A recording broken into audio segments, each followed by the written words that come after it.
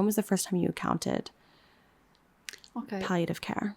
I hadn't really thought about it, and it wasn't a medical speciality. It took a long while to become a medical speciality. So I was never specifically taught this is palliative care when I was training. Okay. I knew how to care for people. And when we dive into palliative care, it's actually fantastic care. It's the most holistic form of care you can give. Caring for somebody, their mind, body, soul, spirit, their family, everything. I do remember being on a haematology ward, looking after people with blood problems, and being so busy, Hannah, so busy. We think it's bad now. It was bad back then as well. Yeah. You're running for equipment, running to get stuff, being in charge. And I remember somebody dying, and I wasn't there. That person died alone, and I knew that was wrong. That's not right. That shouldn't happen. That's a very strong memory. I also remember seeing somebody sit closer than we are now in this busy, frenetic atmosphere. I remember seeing her just sitting and the impact that had on me, that she could take time out and just be. And that was more important than all of this chaos that was going on around.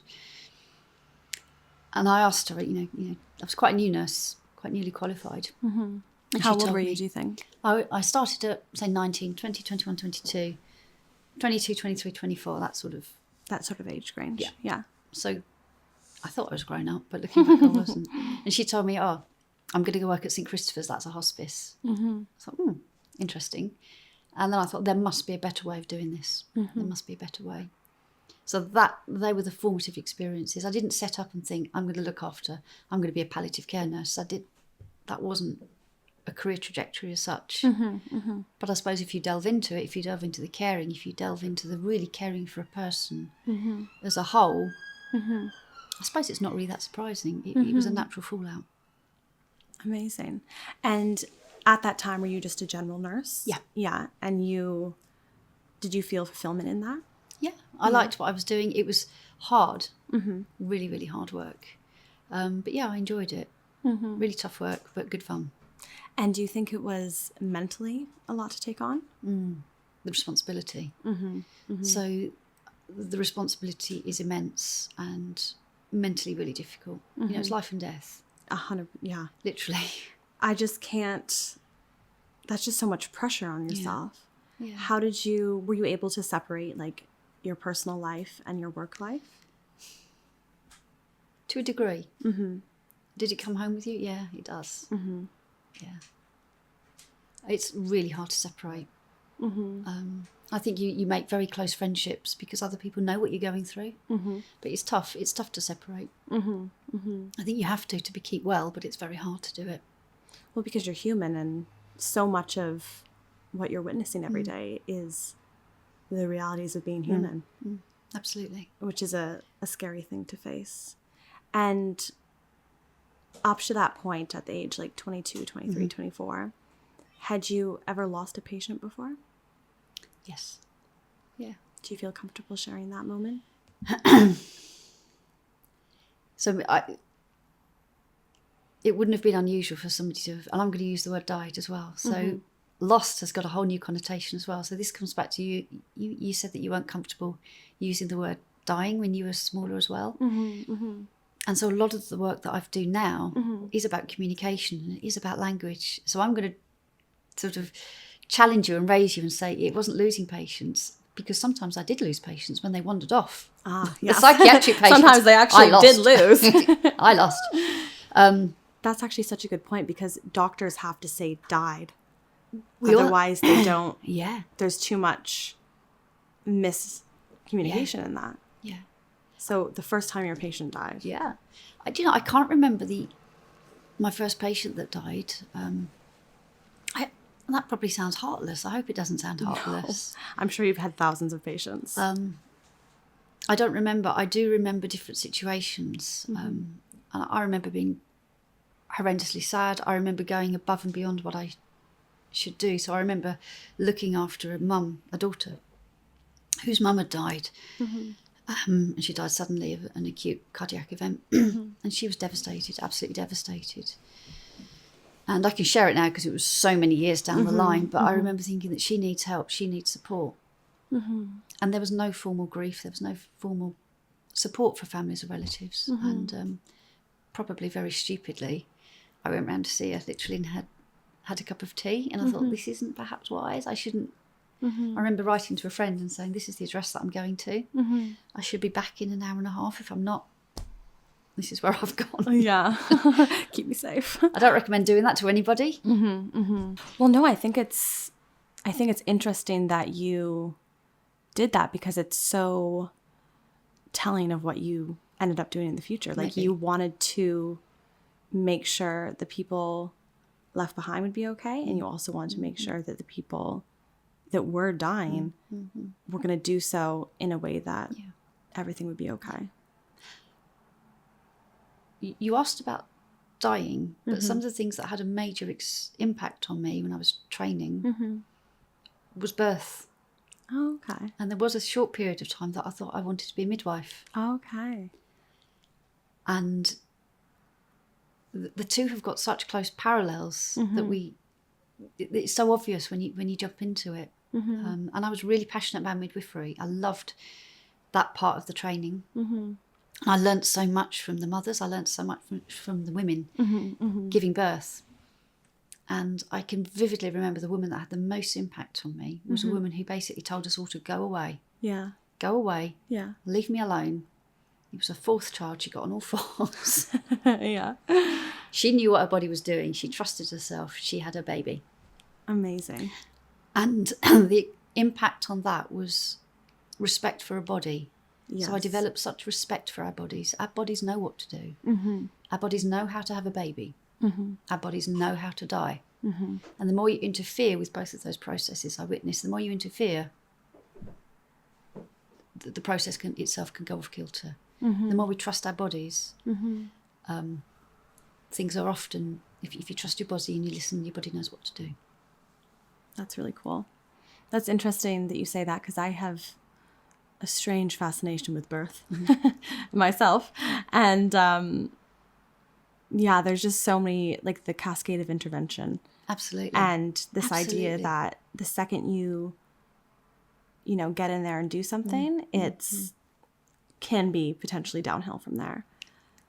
I'm really pleased that you said that. Yeah. Really pleased. I love that cascade of intervention. It's absolutely correct. And you can draw those same parallels with the cascade of intervention of dying as well. And maybe we can talk about that later as well. Yeah, but absolutely. These natural processes, if we interfere, and of course there will always be times, and I'm not going to paint a rose-tinted picture, there will be times that we have to. Of course. Of course we have to interfere.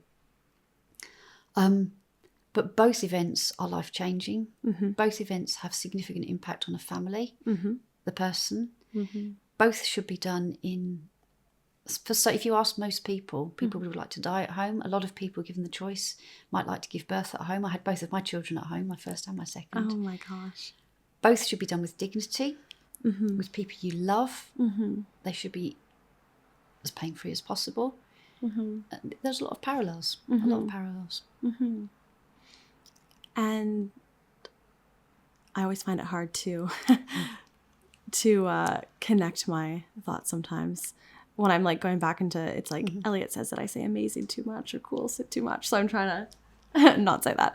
But I'd love for you to take us to, because your first job in palliative care was in a hospice, correct? Correct. So tell me, do you remember that first kind of chunk of your time there? Yeah. What was it like? Yeah, it was fantastic. So I mentioned earlier that it was growing. It was a really exciting time because it was growing as a medical speciality. It was just starting to get recognised as a speciality. So when I went to my first hospice, I didn't have hospice training as such. It was very much learn, and they didn't want you with hospice training. They wanted you to mould you, to shape you, to teach you, to grow. So I remember going to a hospice, and it, potentially a bit corny, but it did feel like coming home. It did feel like you were delivering the best care possible in the best way. And it's really strange because people time after time after time would come in and be amazed because it wasn't often a sad place. It was happy. Yeah. It was fun. It was crazy. It was barking mad at times. Yeah. The cakes were fantastic. There's always good cakes in the hospice. So I remember it with tremendous fondness. I remember the friendships that were made. I still remember families. We're going back to 1992-ish, I want to say, a long, long while ago. I can remember so many of the families still. I felt like coming home. Did any of the people who were dying express fear to you? Yes. And how'd you deal with that? It's hard to answer how I dealt with it then, because I'm probably overlaying how I would deal with it now, if that makes sense. Yeah, absolutely. But it's always about understanding what the fear is. So if you can find out what somebody's afraid of, somebody like Catherine Mannix is the best role model that you can go to for something like this, but finding out what somebody's actually afraid of. Is it the fear of pain? Okay, we can address that. Yeah. Is it the fear of a mum who hasn't prepared a daughter for her 18th, for her 21st, for her wedding, for when she has a baby? Okay, let's address that. So how I would like to hope and I would like to think, but I bet I didn't have the skill right early on. But it's always about addressing what is that fear, because it's never that wide funnel of a fear of death. Is it a spiritual or religious fear? Because somebody's frightened they're being punished or something. So it's too broad a word to say fear. If you understand what the fear is, you can then address it. And do you think, because I'm just thinking for our listeners who may, we always see the people that have a fear of blood and are fearful of going into the nursing sphere or into the doctor, whatever the medical interest is. Do you think that same idea can be applied to other areas of life? That if we look at the fear from what is the core root of it, we can overcome it? Absolutely, 100%. I think that's a great analogy to make.